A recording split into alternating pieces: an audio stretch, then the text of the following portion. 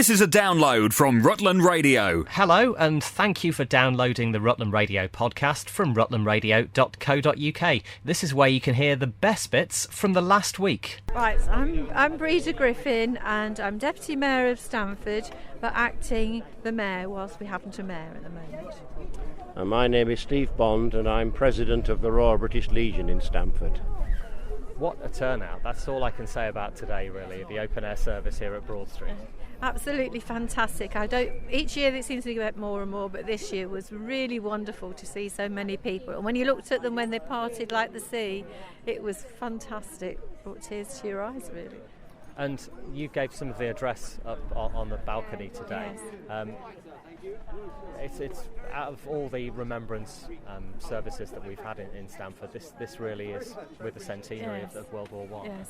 It means an awful lot. Yes, you can't imagine what conditions and things must have been like for them. I had a grandfather who was actually in the horse artillery and was run over by a gun carriage. You just can't imagine what it must have been like in all that filth and wet and what have you.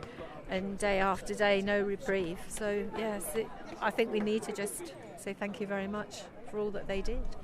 And Steve, always a busy time for you, but busier than ever this year with the centenary, I imagine. It has indeed. We've been running a special programme of events all year, and this, of course, is the culmination. We wanted to do something special, and we did, with the poppy drop over the War Memorial. That really brought a lump to the throat, I'm sure it did. And you mentioned and the silence as well as the petals were falling. In the silence especially, just the rustle of the petals coming down. So. And you've been here, there and everywhere in terms of going into schools as well and helping them with their services and helping the children understand really what it's all about. That is one of the joys of my position. I go into the schools, I talk to the children, and it's awe-inspiring. They sit there with their eyes and their mouths wide open, and they're soaking up everything I tell them about the poppy, why we need to wear the poppy. It is a humbling experience. It's a joy to do it.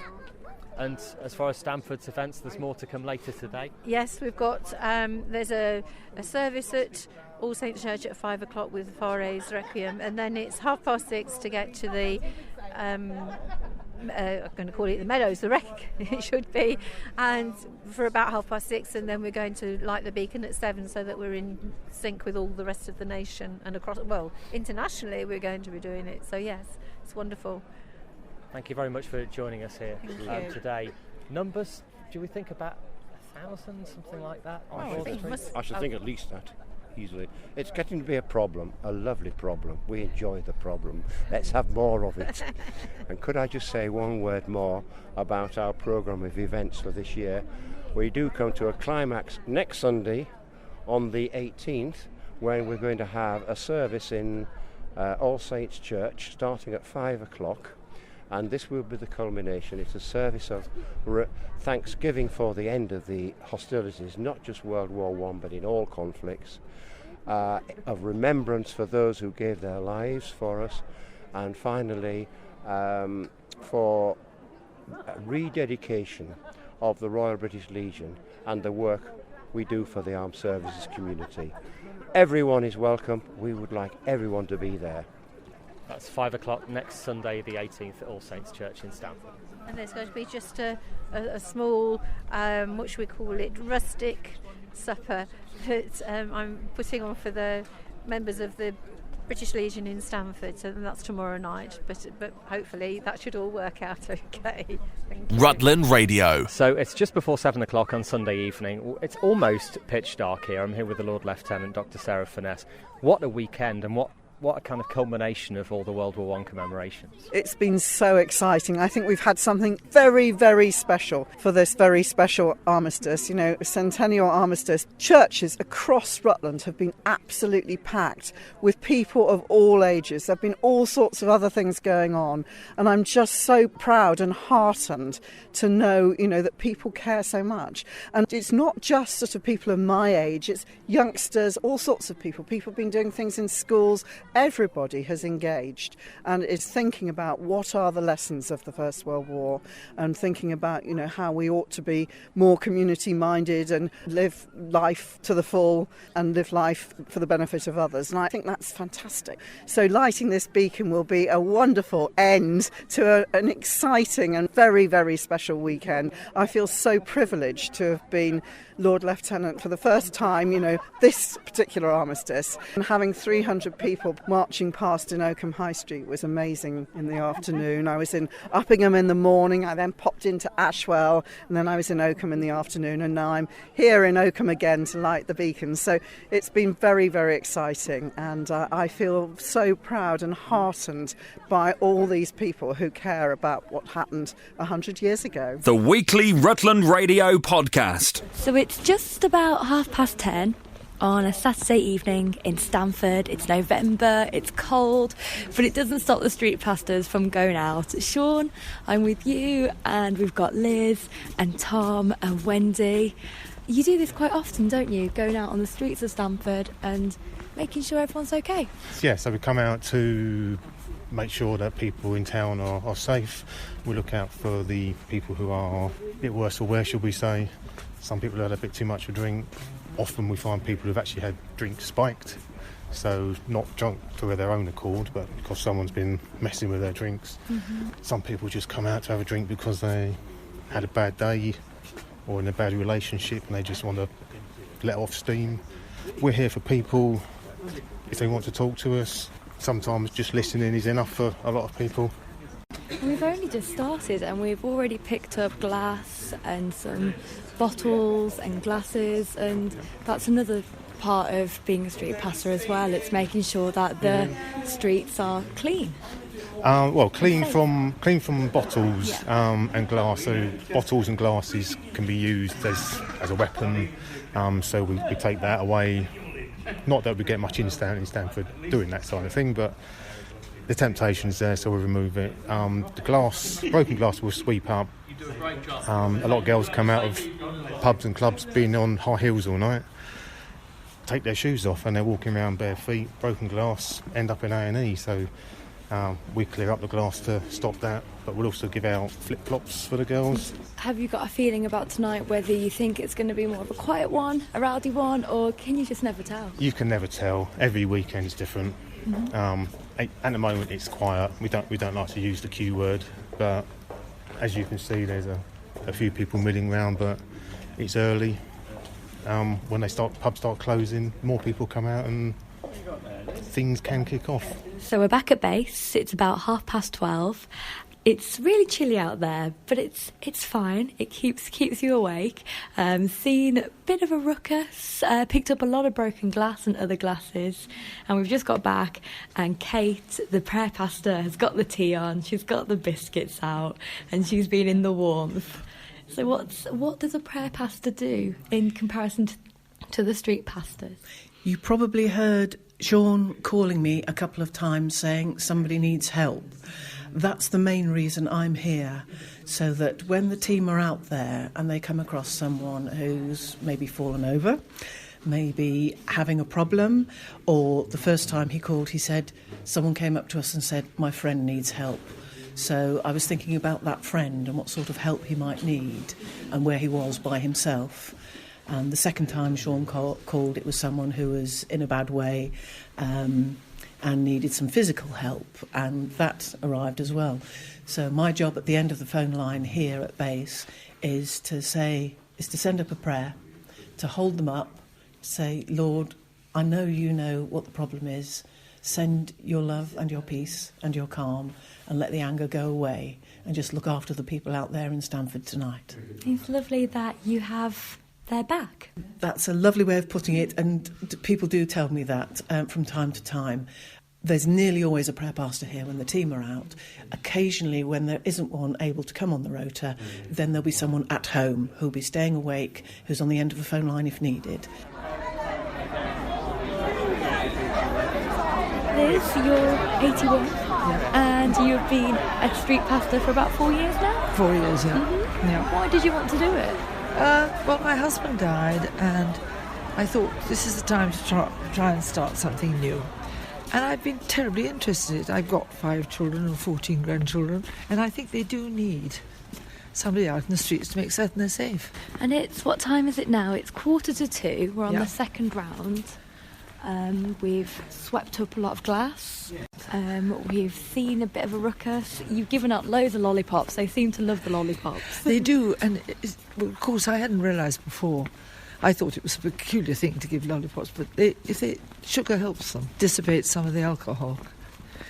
They're very friendly. Yeah, the reception's been lovely. Well, I wasn't when they started, but apparently there was very peculiar reactions to people who were walking around the streets. Now they know us so well, and they know we don't interfere, and we're not judging them.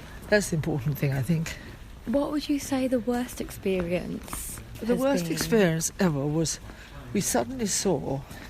I said to Lel, who's a lovely person, "Lel, that girl's wearing her wedding dress." She said, "Liz, don't be so silly." She was American. She'd got married in Arundel, and they thought we'll go and have dinner in Stamford. And I don't know what happened, but somebody hit her hard on her jaw, and I think broke it. And she was, "Oh, it's my wedding night. And in the end we said to her husband, "You must take her to hospital." I've never quite forgotten her. A miserable thing to happen. So we've made it to 2:50 in the morning. Tom, is this where it gets a bit rowdier? Sometimes. We've already seen a certain amount of rowdiness tonight, but this is the stage where we wait with eager anticipation to see a lot of cheerful people coming out and going home in good nick. And in your backpack you've got supplies like water and flip-flops and a little blanket, those... Space blankets. Yeah. Do you have to get them out quite often? Not terribly often, but it's good to know they're there. So when we do come upon someone whose night has gone all wrong, at least we can cheer them up, warm them up, and put them back together slowly until they're in a fit state to decant into a taxi and send home. So why did you want to become a street pastor? As soon as I heard what street pastors did, I just thought that sounds like a sensible thing that I could do, that I could enjoy. I love being outdoors. I work as a builder, and as I say, kind of thing I could just see myself doing. How would you feel if you knew your son or daughter were out, or grandson or granddaughter were out, and there was nobody out looking after them or looking out for them at all? But every single Saturday night out for the first, 18 months, we'd see blood. Nowadays, we write a little duty book at the end of each shift. I'll flip back through the previous pages, and it'll be back to way before I was previously on duty, before you find the last mention of the B word, blood. So things have changed. The place has got nicer and tidier. Good. What's the most bizarre thing you've seen on a night out, doing your street pastoring? When a girl we bumped into early on in the night kept on using distinct expletives and saying, "Push off, you're following me, you're bugging me, you're pestering me." We weren't. We just happened to bump into her a few times. The last time we bumped into her, she was sitting with somebody else on a bench, and as we walked past, she shouted at us again, words to the effect of, "F off, you're following me." Her mate grabbed her, got an arm up her back so fast that I assume the mate had probably been an off-duty policewoman or something, marched her straight over to us and said, "You don't say things like that to the street pastors, now apologise." And the poor girl had to. That was a laugh. And do you get more good response than bad response, would you say? 99 to 1. It's amazing. You've seen a good few people shouting, "Oi, street pasties, we love you," and all the rest, and that's what we often get. Or, "Can I have a lolly?" That's the usual. But it's utterly unusual to get any kind of a threat or anything else of the sort. The young defend you, don't they? When it happens, it's self-correcting. I know Liz has just spoken, when her hat was pinched, somebody reached over the top of a crowd with a long arm and half-inched her hat. Within 20 minutes, somebody else had turned up and handed it back and said, it's all right, we know who did it, and we'll keep an eye on them and it won't happen again.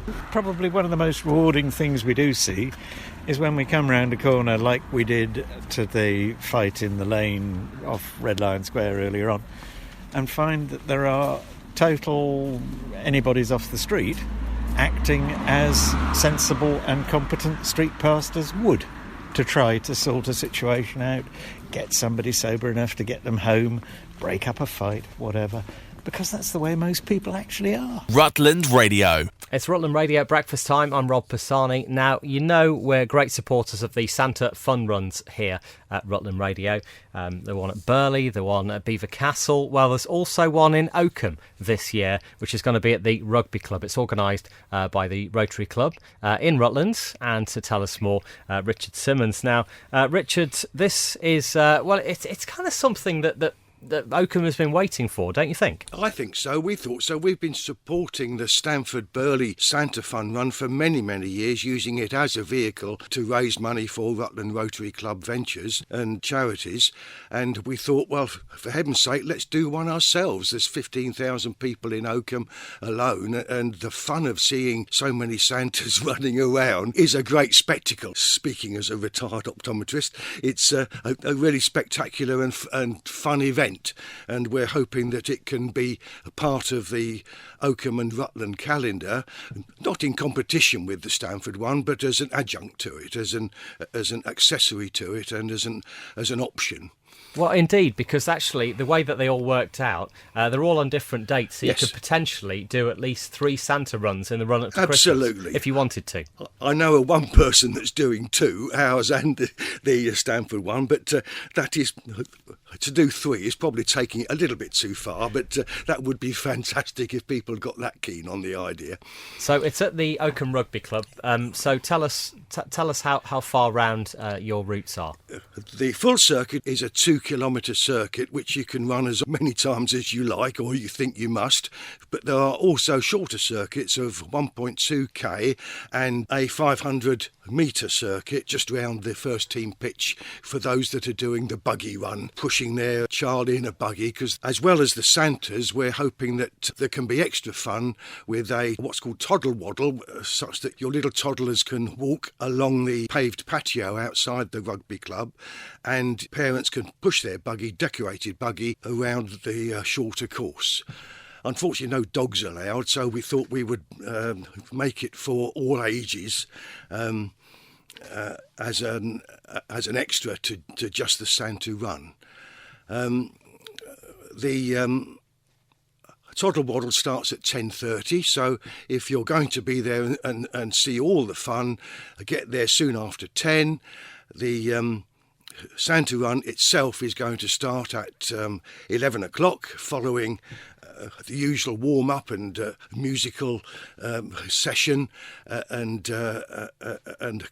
Christmas sing-song probably, and obviously it will follow by mulled wine and mince pies available to all those who are there. Now, people need to sign up in advance to get Santa suits. You're actually doing Santa suit collection at the Whipper Inn every Wednesday up until that point now. That is correct. Wednesday this week, which is the 14th, from 12 till 2 and 7 till 9 in the evening. And then the following 2 Wednesdays, 21st and 28th, similarly 12 till 2 and 7 till 9 at the Whipper Inn for registration, payment and collection of your Santa suits. We have ladies' Santa suits and 2 sizes of child Santa suits to use. And on the Friday evening before the event, which would be the 30th of November, 7 till 9, again at the Whipper Inn for collection of your Santa suits. And obviously early on that Saturday morning, if you want to leave it till then, there'll be an opportunity from 9:30 to get a Santa suit on site and enjoy the day fully.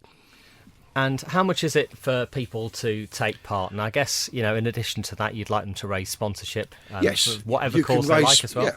It's £12 for an adult suit, £6 for a child suit.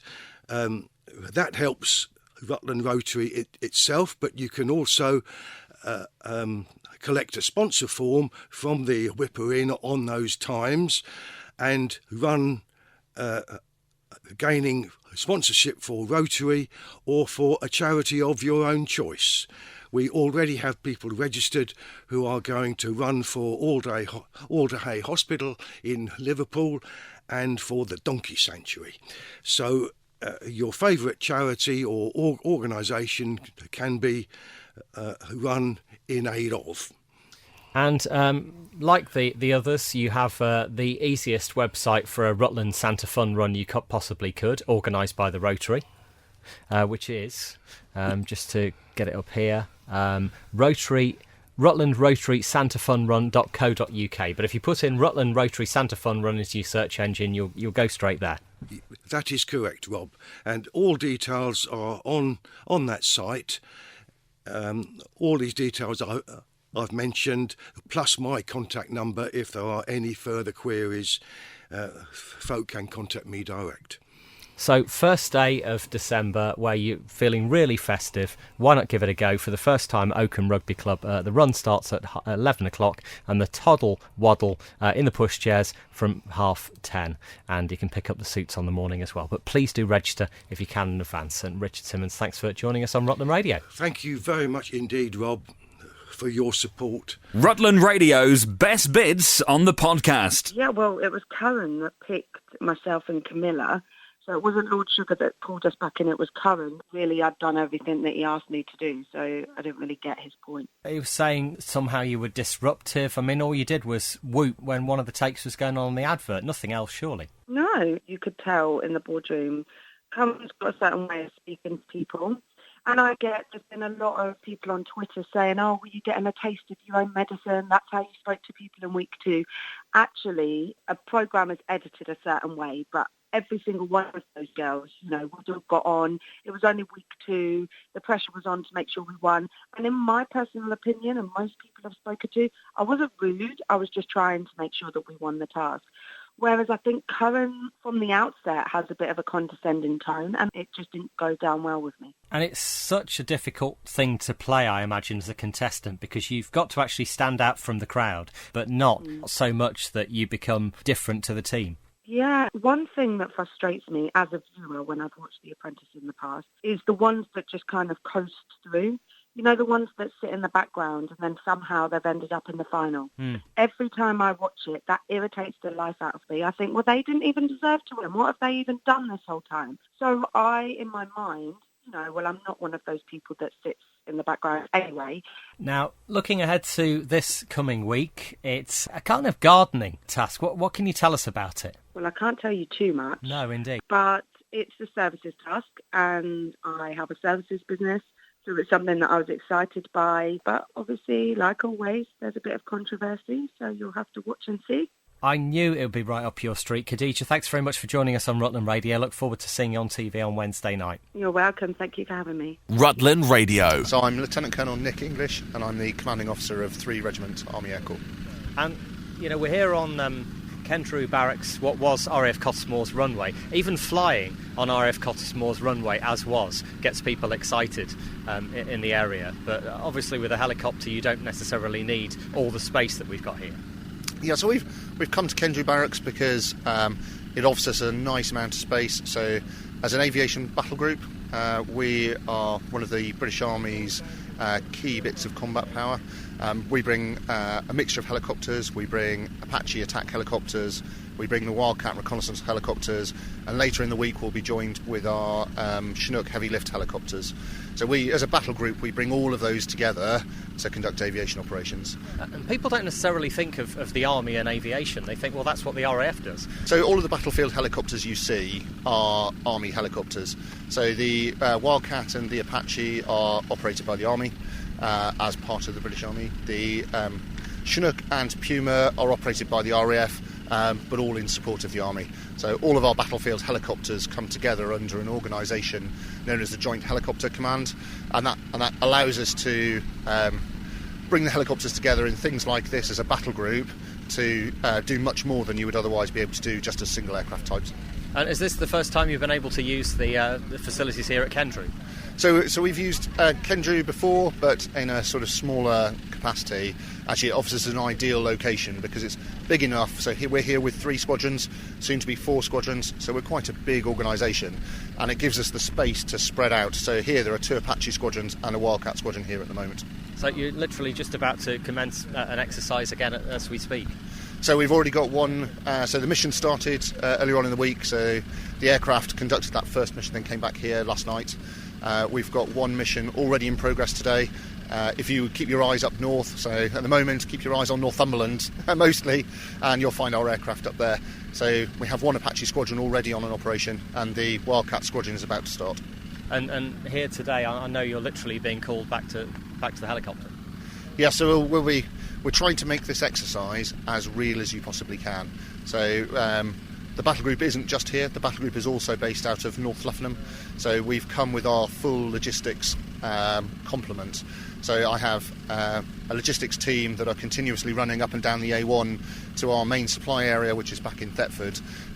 We are absolutely trying to demonstrate that we can do our helicopter operations, but not only do them, but keep them supplied with fuel, ammunition, diesel, rations, that sort of stuff all has to keep moving.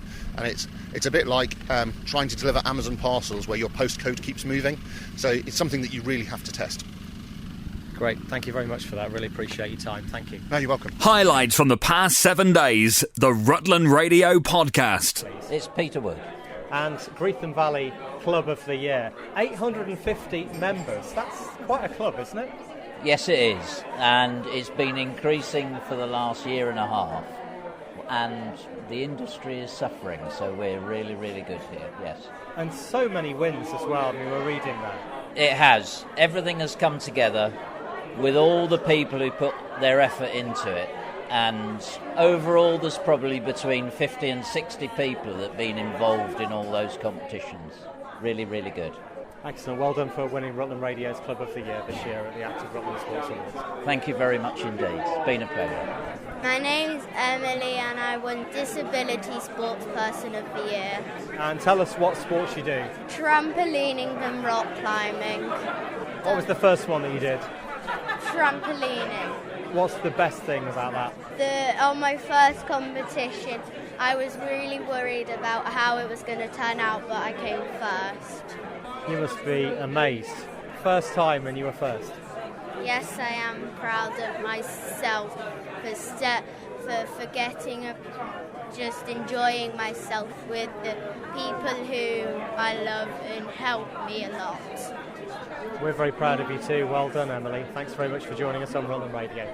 Thank you. Rutland Radio. Ed Burrows, a Discover Rutland chairman. Okay, so you've got your tourism event on tonight. So how has tourism improved in Rutland over the last few years? We've had some really good results through from Steam, and we've seen that visitor spend is up considerably by about 5%. The biggest areas where we've seen growth were in self-catering camping and day visitors, which is very good for the county. Areas that are seeing good growth from tourism and good spend are the retail sector, and this is one of the reasons we welcome retail to engage with us in tourism, because there is a big spend when tourists come to the county and visit. And getting people to shop locally as well in their area. Yeah, most definitely. We now have maps for Rutland, and they show the high streets and towns and villages where people go shopping. So it's something that we really try to pull out that spend from the visitor, other than just paying for accommodation and food when they're in the county. So have you got any plans on how to improve the tourism even more next year? Yeah, well, there's a project underway. It's going to be called the Explorers Road, and it's going to be the length and breadth of the A1. And it's going to be promoted out to our European friends, especially Germany. They're showing a lot of interest in it. It's part of the Visit England Fund for Growth, for tourism. And we started at Discover Rutland. We were the lead on it. And it's grown and grown. And now we are part of the whole project. It'll be the length of the A1.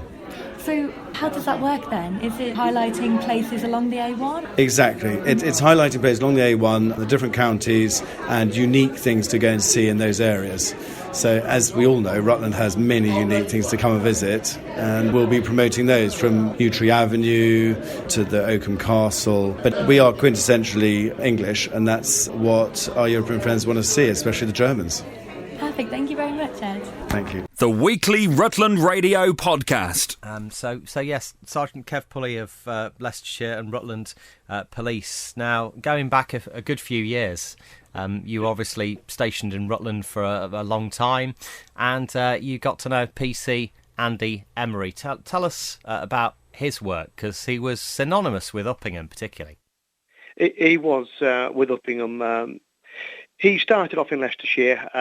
He was in Wigston for a start off. He did a number of roles within Leicestershire on the firearms. He moved to Rutland and became the beat officer for Rutland, and he worked there for several years. He was very well known in the town, very supportive of the town.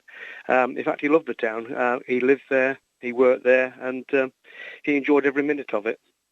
And he married a local, and you actually were with her yesterday unveiling this memorial bench. It was quite a time ago, actually, that Andy passed away now, wasn't it? It was in 2006, and his widow Karen was present, along with her mother and father as their support. Karen has remarried Ian. He wasn't able to make it, unfortunately, but he passed his best wishes. It's quite a touching time yesterday. We all enjoyed it, but it was obviously it brought back some difficult memories. And Andy was ill with, I seem to remember it was leukemia. It was leukemia, yes. He was diagnosed back in 2001. He underwent a bone marrow transplant, I think it was in 2002. He continued to battle the illness. He came back to work. He did a number of charitable events in support of leukemia research, but unfortunately the disease returned and mutated, and unfortunately it became very, very aggressive. And despite all the best efforts of our wonderful NHS, it took his life in 2006. And he was barely middle-aged, from what I remember. I think he was 42 when he passed away. Obviously, the police always remember those who were lost along the way, their colleagues, and he did have a memorial bench actually at Force headquarters, didn't he? But you took it upon yourself really to raise the funds to actually get a new one when that one wasn't sort of fit for purpose anymore. That's correct. His memorial bench was actually situated in the old police office at Uppingham on the Leicester Road there. When that closed down and the police office moved to the town hall as it is now, the bench was taken to Force headquarters. We had a very small service with just a few of us, just to dedicate his bench in the new place in the memorial garden. But unfortunately, over the years, as with everything, time and weather took its toll on it, and the bench was removed and his plaque lay unadorned, which was something that I wasn't happy with. And how did you raise the funds for it? My brother Stephen and I, we did the London 100 cycle ride. It's the London Prudential, and that was back in July. Worst weekend of the year, unfortunately. A beautiful summer, and it was the worst weekend, torrential rain and wind, so it was a really difficult ride. Some wonderful friends and colleagues donated to our charity event for that, and colleagues, particularly when I mentioned the bench, put in extra funds then to help me raise the bench, so the charity money was particularly dedicated to the charity, but some lovely colleagues knew about the cause that I was trying to raise some extra money for, and they put in the funds so that I could buy the bench. I just remember Andy sitting in the same studio that I still broadcast in. He was sitting opposite me. I think you were there at times as well, actually. I just remember Andy just being possibly the most gentle man you could ever meet, but always very smiley and optimistic, even though he was going through horrendous treatment at the time. Oh, he was a wonderful character, and that's why everybody likes him, and that's why he's still remembered fondly today. We all still miss him. He was one of these people that you couldn't help but like. And that's what made him so popular when he was working and living in Uppingham. He was known by everybody, respected by everybody, and he would always do his best for them, and they knew that. Sergeant Kev Pulley, thanks very much for joining us on Rutland Radio today. Really appreciate it. My pleasure, thank you. And you worked very closely with Andy, I know, and it was something that you wanted to continue, really, in terms of the help that he received. Yes, that's right. When Andy was poorly, so he did, in remission, he did a lot of work for the charity. He asked me to be a pallbearer at his funeral, which was a really touching moment between the pair of us. And at that time, I promised him then that I would carry on his work for the charity for leukemia and lymphoma, which is now Bloodwise. So at least every year or every other year, I try and do some charitable event. I always do it in his honour and in his memory. And the donations are made to the charity at the end with a letter covering why I've done it for them. Rutland Radio's best bits on the podcast. Thank you, Si. I mentioned there was a big bake sale going on at Oakham School today. I'm here at the science block, just in the foyer part with Catherine and Amy. Now, 3 houses actually do all this. Which house is this? This is Hambleton House. And how many people have been involved? Today it's basically our whole house has been involved. We've all been baking, yeah. Amy, tell us about the amazing cake you've donated to us at work.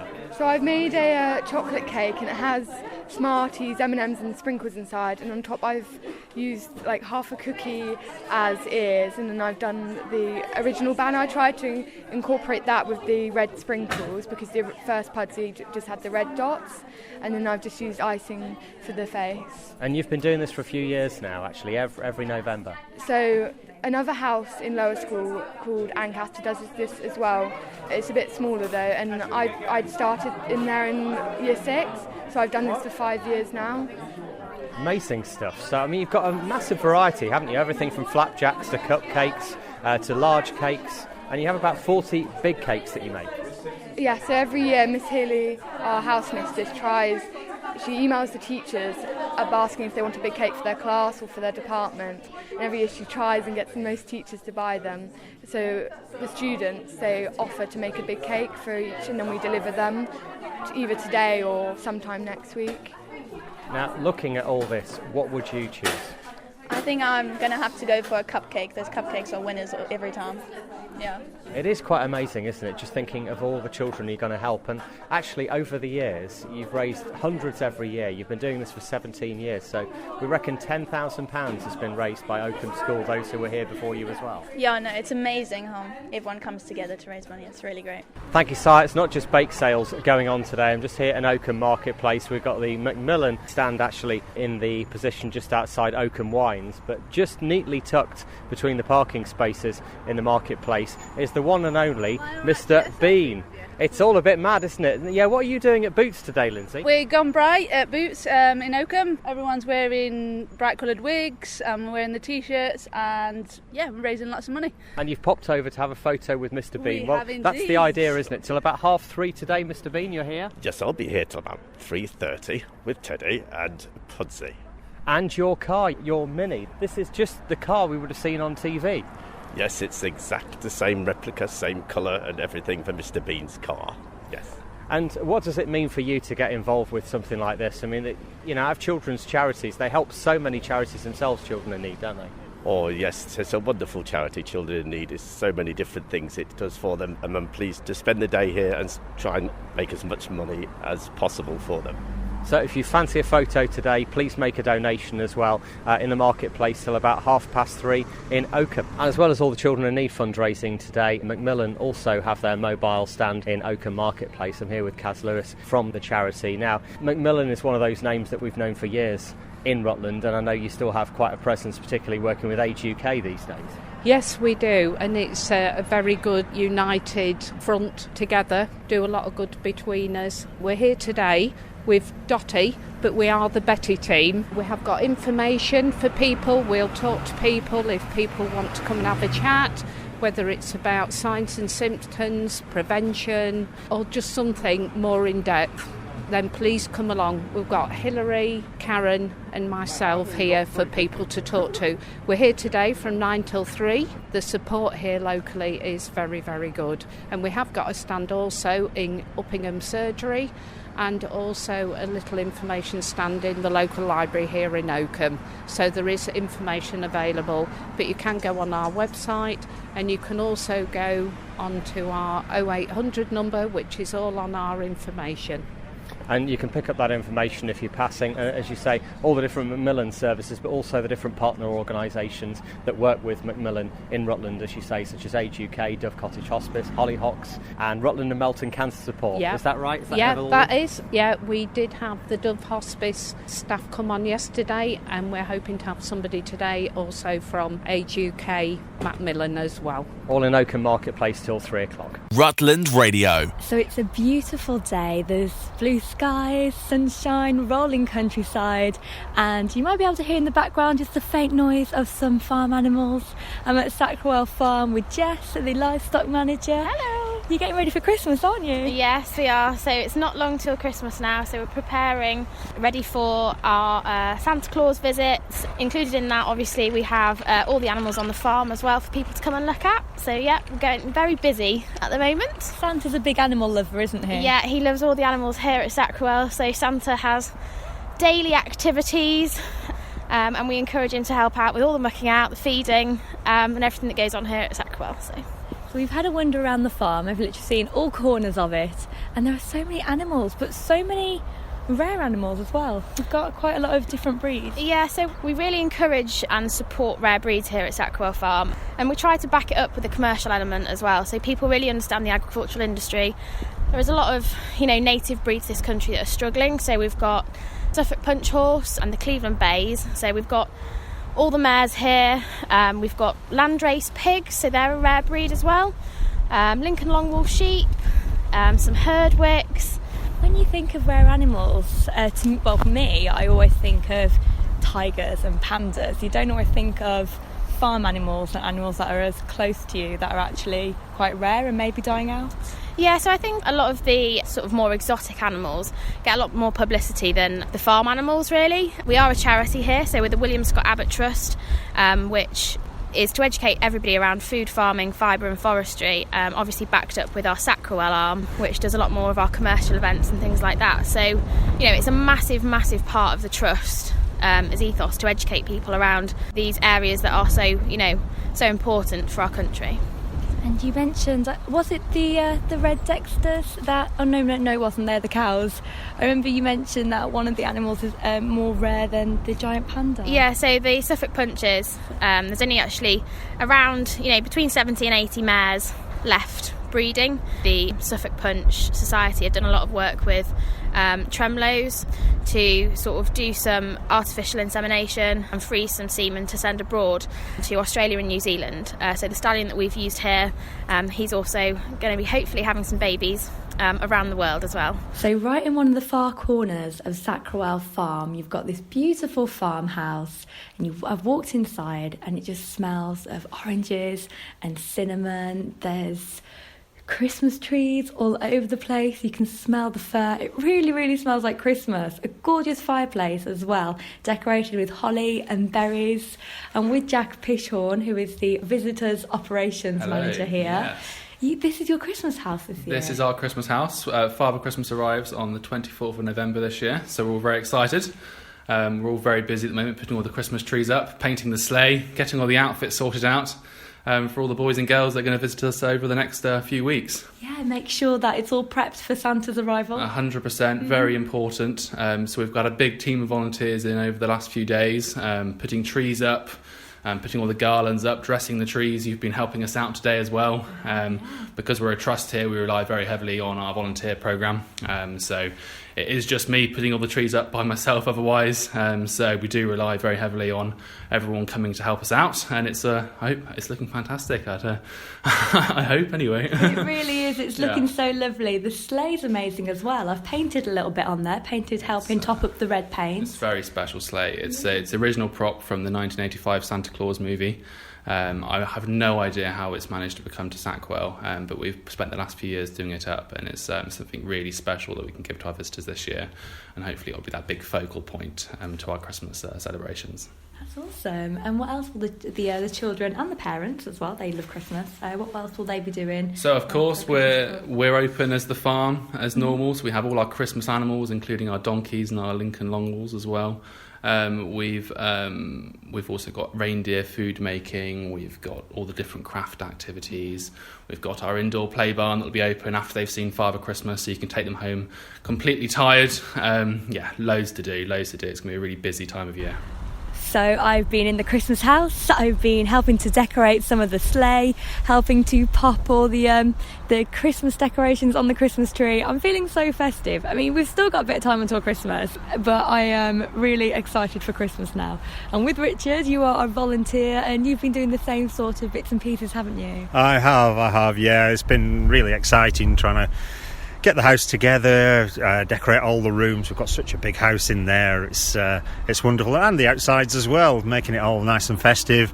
Getting logs cut and Christmas trees up and cutting the bases and putting paths down. As well as working in the garden. We were just making it look really fantastic for Christmas. So you've been helping out with the Christmas bits and bobs because it is in season, but the volunteers have to help out all year round, don't they? Yeah, we do. We've got a great team of volunteers here, and they work, like me, across the whole farm. We do some of the landscape work, some of the cutting back and that sort of thing. We'll work with some of the team on activities and events. And we'll also build some of the structures as well. So it's really an all year round job, and there's always plenty to be done here. Well, we're outside on the farm now, and it's quite windy, but it's because it's so vast. It's such a big open space, so lots of animals, lots of things to be done. There is, yeah. There's that's the fascinating thing about this place. It changes seasonally, right the way through winter. We've always got, obviously, we've got Christmas is the big activity, but then we have big clean downs as well. And then, of course, when we get to spring, everything starts growing again. So we've got to manage that. We also do a lot of planting and working in the gardens. It's always something, and something for all abilities as well, which is really good. Is Sackwell looking for volunteers? We do recruit some volunteers through the year. People can apply to us, and we'll look at what gaps we've got as we go through. And what's the best way, do you think, for people to get in touch with you if they fancy volunteering? I think probably an email to our office, so office at sackwell.gov.uk. And then we can have a chat from there. The weekly Rutland Radio podcast. That's the sound we're looking for, actually. That's the sound of a shop, a village shop. But which one? Exactly. Got some tables here, got some gas for sale, got a big car park, actually, for its size. I wonder who's in. Hello. It really is what you're thinking. Helen. Helen. Oh my God, let me get we need Helen. Oh my goodness. Yeah. Fantastic. Hello. You must be Helen. I am. And this is yours and the team's for getting the most amount of votes. Really? Yeah. Edith Weston Village Store got the most amount of votes out of everyone. Fantastic. And we had hundreds. Tell us about the shop. How long's it been here now? The shop's been here a long time, but obviously we took it over 5.5 years ago. And was there actually a shop before that, actually, in Edith Weston? Yes, this shop's been here for about 15 years, but then the previous owner sold it. We obviously took it over. It was very run down, no post office. So we've just built it up really over the last 5.5 years. And it is a real kind of community hub. I mean, you do fundraisers here and all sorts of stuff. Yes, we try to. There isn't anything, within sort of 6 miles really. So it's just a facility that we want to show, and we want obviously all the villagers around to have somewhere to go and somewhere that they can just get whatever they need. Yeah. The winner is Edith Weston Village Store. Yeah. Thank you. Rutland Radio. OK, Lydia, here we are then. We're just kind of Melton Road, Dean Street. I'm not quite sure which one this falls under, but looks like there's plenty of people in there, busy, hard at work. But who has won? Hello. Sorry to interrupt your work. Hannah. Hannah Coxhead Hair Studio. You have won our Star Award, Best Hair and Beauty. There you go. Here's your certificate. Thank you very much. So tell us a little bit about your business. Yeah, so we've been here for nearly 6 years now, and we just love it. Yeah, and we just want to make everybody look beautiful and feel great. And hundreds of votes, all for you. How does that make you feel? Amazing. Yeah, we're very grateful to everybody that voted for us. So, yeah, really excited. Best Hair and Beauty is Hannah Coxhead Hair Studio. Rutland Radio. Well, I'll tell you what, Lydia, I've actually never seen Ashwell Road as busy as this. There's loads of people, aren't there, all waiting to actually go into the two shops here. We're going to the left-hand one. I think they're after something quite yummy for their dinner. Yes, exactly. Let's go and surprise them. Did we win? Hello. Yeah, we're from Rutland Radio. We're just here to present the team with this. Oh, thank because you very much. you had more votes than anyone else for Best Chippy. So, yeah, Oakham Fish Bar and Ashwell Road has won. And I see that actually someone got here before us as well. The Scouts voted you Best Chippy in Oakham. Yeah, they came here, surprise, we didn't know. And they had some chips and they came after and they gave us this. Yeah, so you've got the Best Chippy in Oakham certificate from the Oakham Cub Scouts as well. It's the second time. So you have got space for another certificate if we present that to you. Very much. Congratulations. And the flowers from Sally Holmes as well. How long have you had the Chippy here? Here, we've been 4.5 years now. And your history, actually, your family history, kind of goes back even further than you having it. And my husband's, yeah. They came over from Cyprus, I think, 1950s. My husband knows better, but he's born about a fish and chip shop. And I came over from Cyprus 30 years ago when I'm working together. It was here? Yeah, my sister-in-law, they used to have this shop, and we came here 25 years ago, 27 actually, because my daughter, she's born in Leicester. We used to work for them. After them, somebody else bought the shop, and they decided to sell the shop, and we heard about that, and we thought it was in the family for so many years, why let the shop go somewhere else? So we decided to come here and buy. He's the main man, I'm his wife. How are you? Yes, I'm good, thank you. How are you? Congratulations for getting the most number of votes. So Thank you. Best Chippy in Rutland and Stamford, according to our listeners. So. Well, that's wonderful news. It's good to be appreciated occasionally, yes. It's very good. Thank you very much. It means that we're doing something right. After putting all the hard work in, it's good to be appreciated, yes. Do you know what's best of all? Is that you play Rutland Radio here in all the the shop. time. That's the only station we listen to. And sometimes when we lose the signal, we can't work. We have to stop what we're doing. I understand. We're the same. Rutland Radio. This is all very peaceful, isn't it, Lydia? It's beautiful. We have some gorgeous countryside in Rutland. We're so lucky. And yes, we are in Rutland. We're actually pretty near tourist country, I'd say, if anything. Yeah? Yeah. There's a lot of green and yellow here, if that is a clue. A lot of flowers as well. And this is actually a business within a business, you might say. And here it is.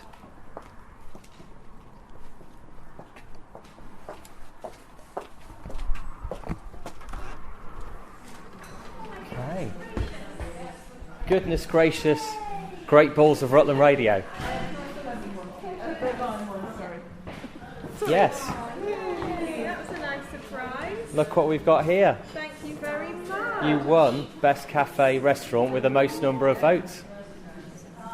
Is it all in? So who would like to accept this award? Thank you very much. And what's your name? It's Alice. I'm the manager at Welly. So thank you very much to everyone who voted for us. Can't believe it, really. We're chuffed, over the moon. And it is pure number of votes, and Yeah. no one could vote twice, so Brilliant. it shows No, how that's popular great. you are. Thank you. No, we're really happy with that. We'll put it in pride of place. Thank you very much. And tell us about Welly's. I mean, Well, it was basically the garden centre cafe that was kind of It is. redeveloped. Yeah, we've been open coming up to 4 years. Well, it will be in February. And my auntie and uncle own the garden nursery along with Andrew. So yeah, it was a long time coming in the coffee shop. I know my auntie's always wanted it. So yes, no, we're over the moon. Thank you. Absolute pleasure. Thank you very much. And flowers as well from Sally Holmes. That's very kind. Thank you very much. Well, that's it for this week's Rutland Radio podcast. If you have any comments, you can email us via the website, rutlandradio.co.uk, and we'll have a new version on our website from Monday. This is a download from Rutland Radio. For more information, go to rutlandradio.co.uk. This is a download from Rutland Radio. Hello, and thank you for downloading the Rutland Radio podcast from rutlandradio.co.uk. This is where you can hear the best bits from the last week. So I'm here at Upham Community College. I'm here with Eva, who is flying the flag for Rutland in Got What It Takes. Now, this was filmed weeks ago, so you've done all these challenges. Your mum's been involved, your mum's been a judge. There's been 8 teenagers all battling it out. So what happens then? The final show's tonight, and how will that go, and how will that then end up being the voting? How does it work? So a little while ago we did a whole recording studio episode, and everyone recorded a song that they've chosen themselves. It then goes out tonight on the episode, and people have to then listen to that and vote for who they want to go through to the final. So there's 4 places in the final. Lauren's already through because she won the most sing-offs. So yeah, people have to vote for the other 3 people that they wanted. And how was the whole experience for you? It was absolutely amazing. It's just been like a roller coaster. It's been so fun, and I've loved every single minute of it. And you've met people like Ollie Murs, John Newman. They've worked with you, they've given you tips.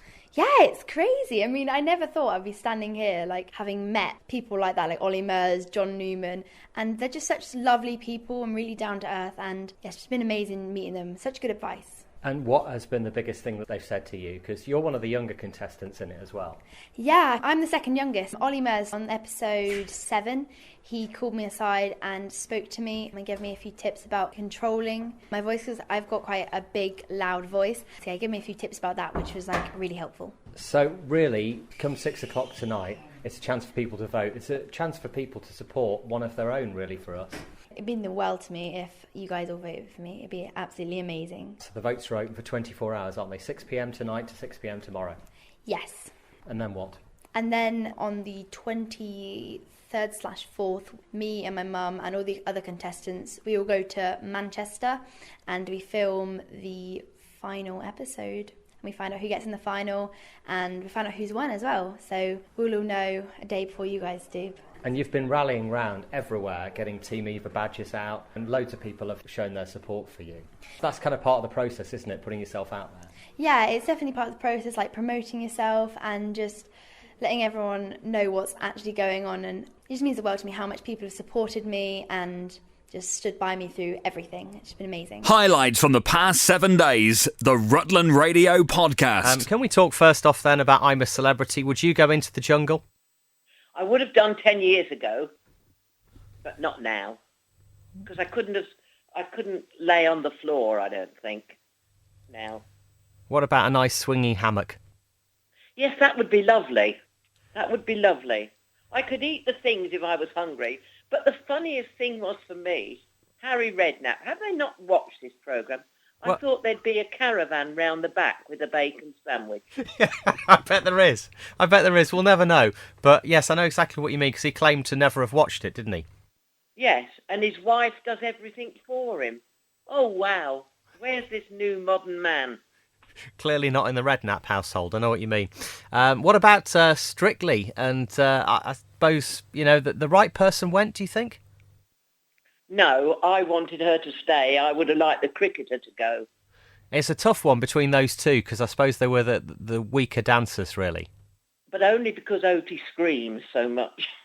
Yes, she does, doesn't she? She's a bit overexcited. I don't like that. But it's getting tougher and tougher now, isn't it? And who do you think's going to actually win it? Have you got any early tips? I think between Diane and Tracy. Diane. I don't know. I wouldn't like to put my finger on it.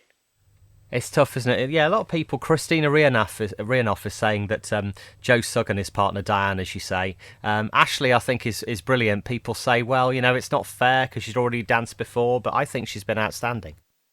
I think she's outstanding, but they always say that, don't they? They can't. They've been dancing before, but it's not the same sort of dancing, is it? No, it isn't. Absolutely true. It's like cooking. If you went on MasterChef, you've never cooked like that before, have you? Absolutely right. And I was talking about feeling festive a couple of weeks ago with you, but now it does feel like the Christmas shopping rush is on. Would you agree? Yes, but I don't. I've done mine. You're all organised already? I've only got 2 little things to get because I don't buy a lot. It's lost its Christian thing. If you look at these shops, how many cards are actually of the Nativity? And how many mention it? Do schools still do nativity plays? I've lost touch. I believe so, particularly for the younger ones, yeah. Because it's important, isn't it? I'm going to my son's this year for the first time because I've always been at Rachel's, my daughter's. And so I'm looking forward to that. There's going to be 18 there. I've got my paracetamol ready. I'm wondering at what stage you'll be taking that. Before I leave home. Oh, I love it. I love the atmosphere. I love the buzz. People are buying cards and all these lovely food books that the shops have, you know, with the wonderful food in that you could never possibly afford. But it's nice to look, isn't it? It is. And a real tree or an artificial one for you?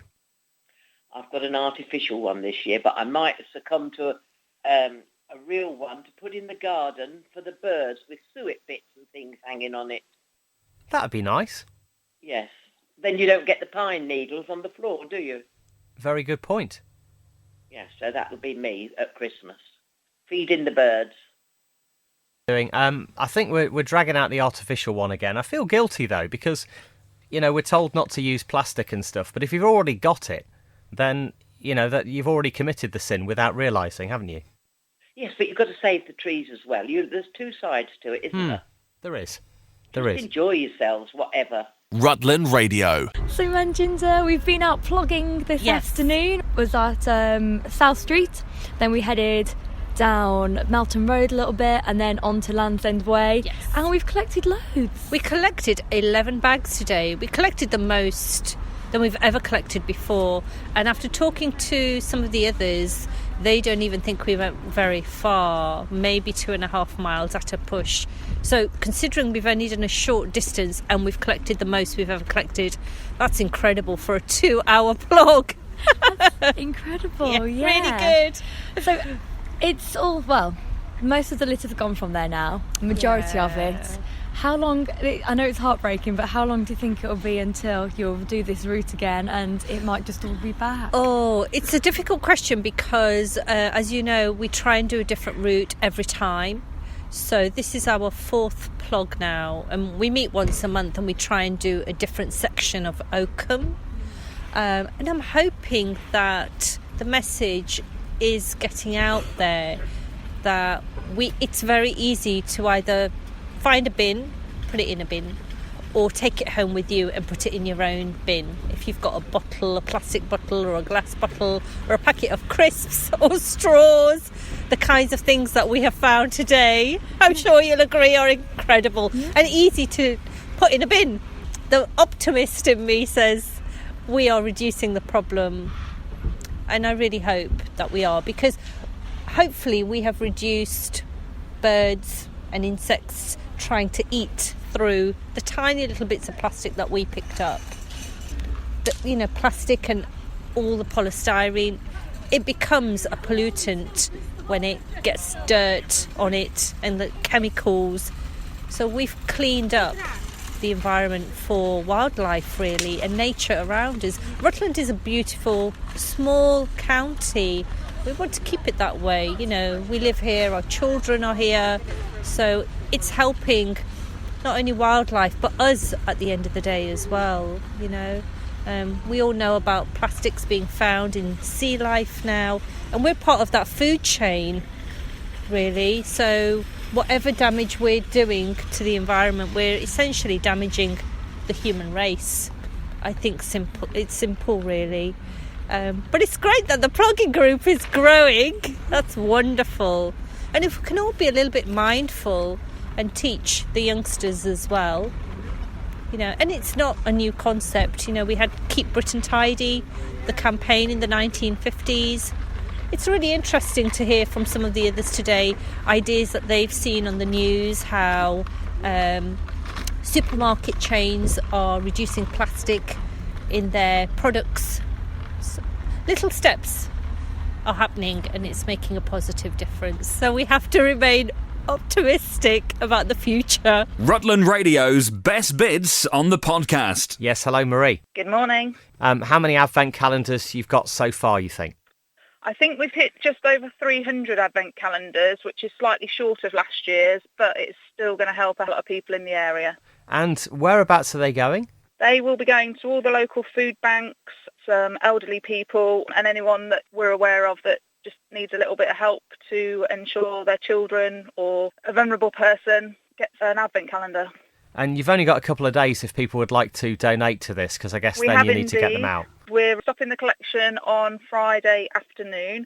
So Nelson's Butcher Shop across Stamford, Bourne, Uppingham and Oakham have kindly said that they will be a drop-off point. We've got Beyond the Fringe Barbers in Stamford. We have got Voluntary Action Rutland in Oakham and Har Nails on North Street in Bourne. Also, Zara Nye, who runs a lot of the Slimming World groups, she's collecting across her groups as well. And it literally just is as simple as buying an advent calendar and donating it. That's all you need to do. It certainly is. Last year we collected 878, which equates to 21,072 smiles. And we actually had an elderly gentleman of 89 say, "This is the first time I've ever had an advent calendar." And that makes it all worth it.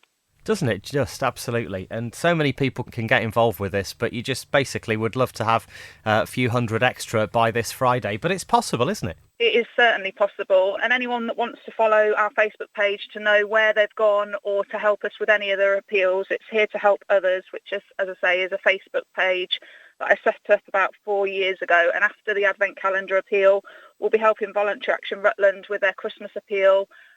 Also, Children in Care, and then second helpings for their Christmas Day celebration. Rutland Radio. It's Rutland Radio Breakfast Time. I'm Rob Pisani. If you'd like to give this Christmas in Rutland, the Community Christmas Appeal is back, coordinated by Voluntary Action Rutland with a whole load of other people. I'm here with Richard Orcello from the centre. Now, how many people have you got to get? What would you like to do with this? Let's start there. On record at the minute, there's nearly 150 gifts that we've got to put together for the community. Of all ages? Yes, we go from newborns right through to our APs. I know there's a gentleman in his 90s that's going to be on his own this year.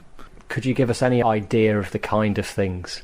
We're looking at new or nearly new gifts, range from toys for the children through to practical gifts for the adults, and the OAPs are like something to open at Christmas, something nice.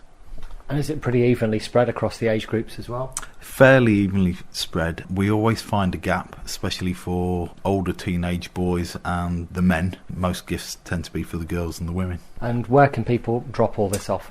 Kevin O'Brien's collecting as usual, and we will take the gifts here, so you can drop off either on Gale Street or here at VAR on Land's End Way.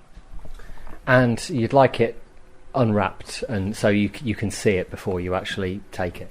Yes, in the past we've had gifts given to us that are already wrapped up, and some of them are not suitable to give out to certain people, so we like to see them before they go out, and then we know that people are receiving the right type of gift for them.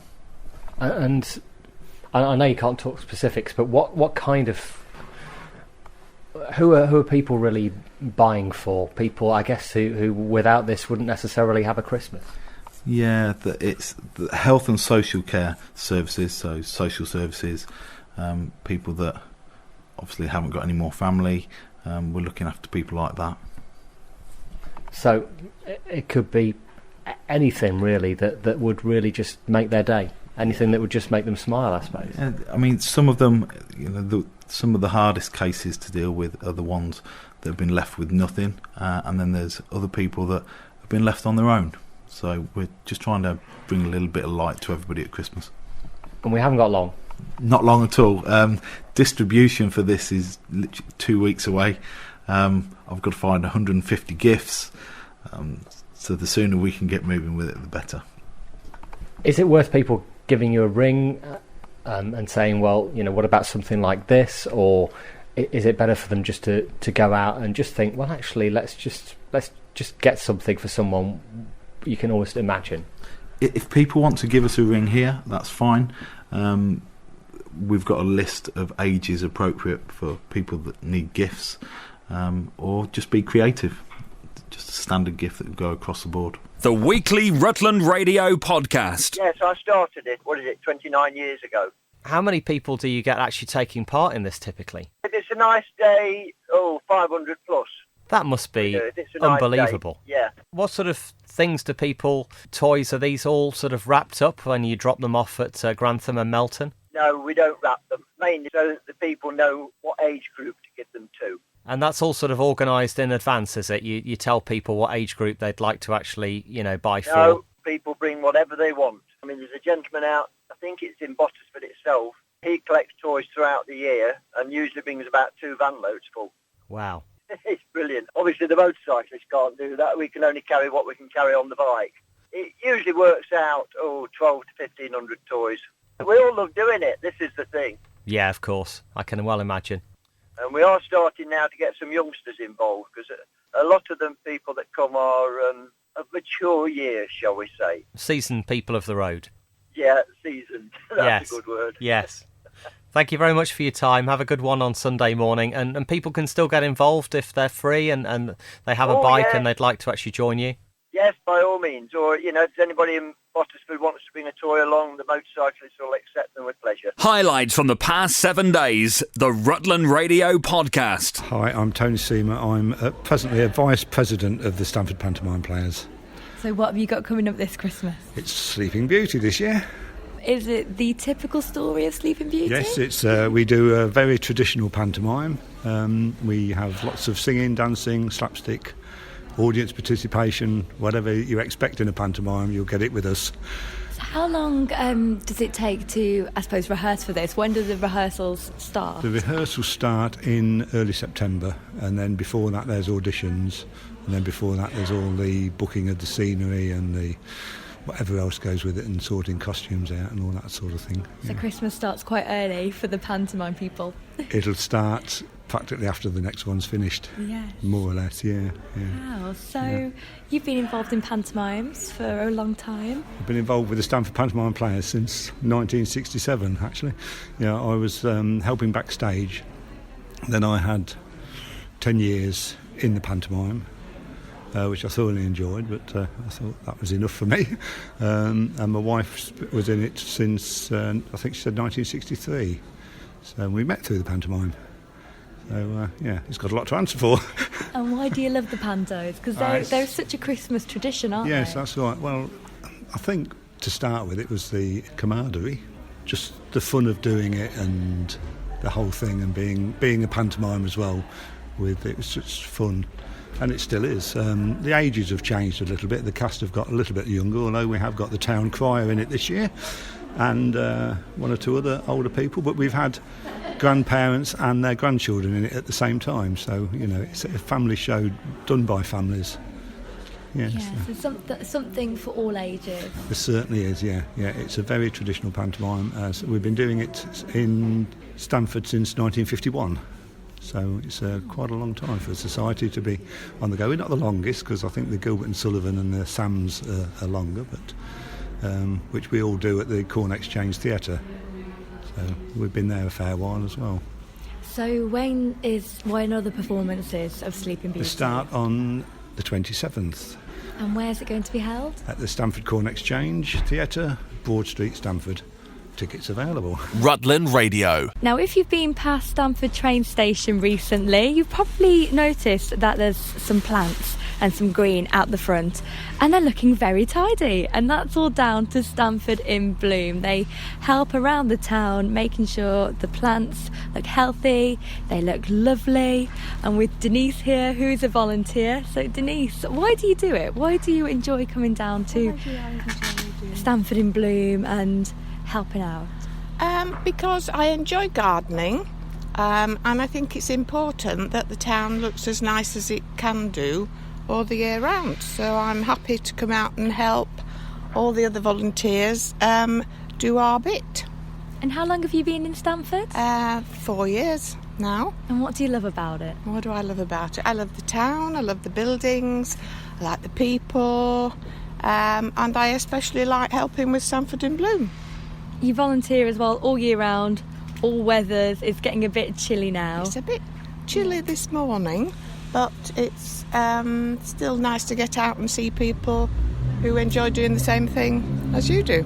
If someone's thinking about volunteering and they're not quite sure, then what would you say to them? Oh, I'd say just come along, because you don't have to be a gardener. There are lots of different jobs that people can do, so just come along and meet people and see how you feel about it. Rutland Radio's best bits on the podcast. Now, each year in St John's Church in Stamford, we have these beautiful Christmas trees organised by the Stamford and District Lions Club. I'm with Jill Clark, who is the president.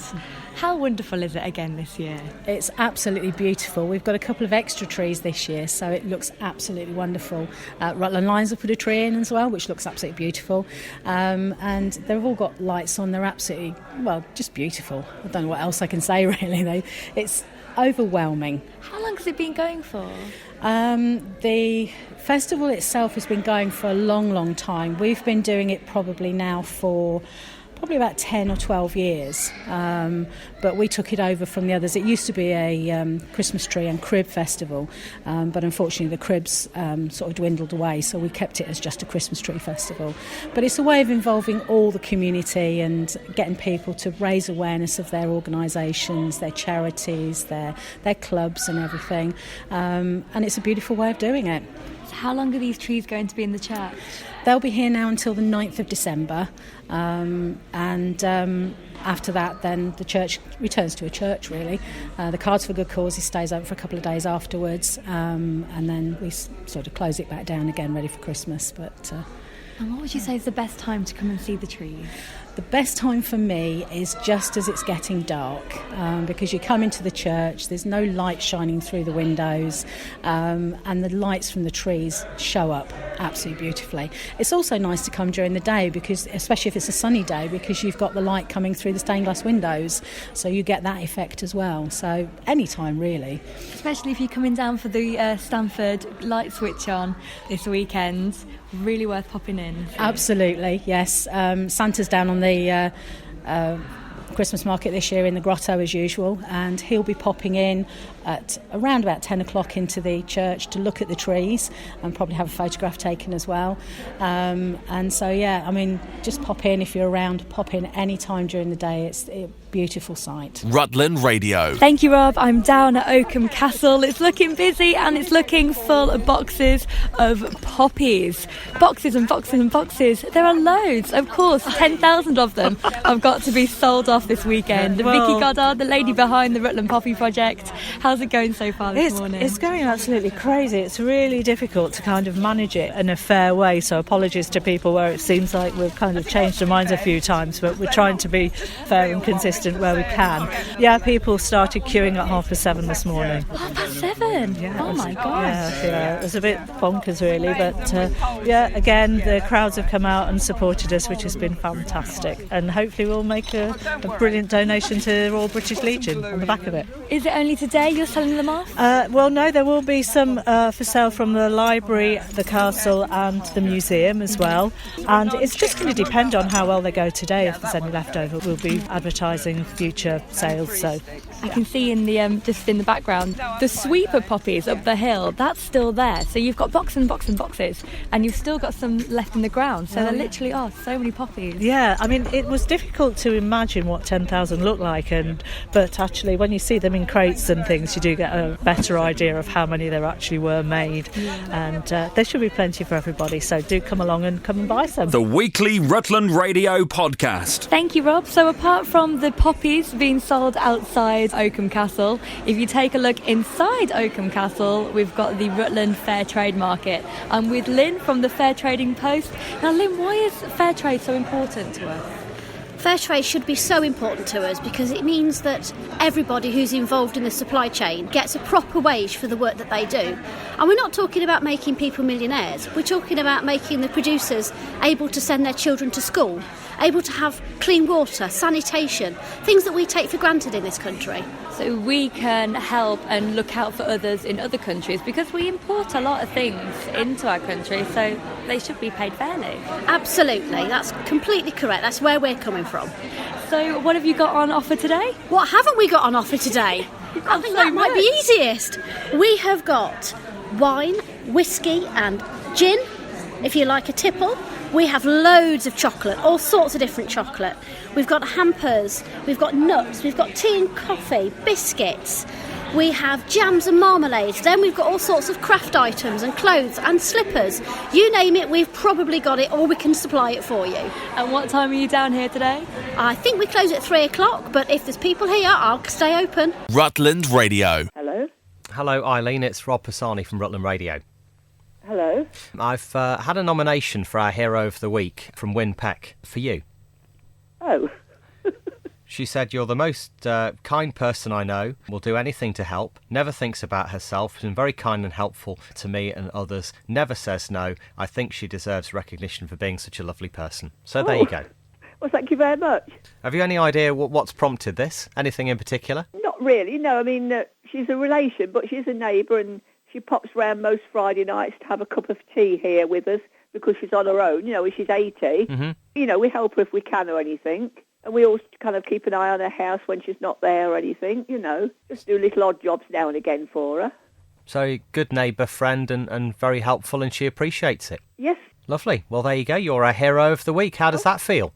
Very nice. Thank you very much. It's a bit of a surprise. Have you anything to say back to Wynne for the nomination? Well, yes, it's very kind of her, and I'll thank you very much when I see her. I'm sure I'll be seeing her today or tomorrow. Well, that's it for this week's Rutland Radio podcast. If you have any comments, you can email us via the website, rutlandradio.co.uk, and we'll have a new version on our website from Monday. This is a download from Rutland Radio. For more information, go to rutlandradio.co.uk.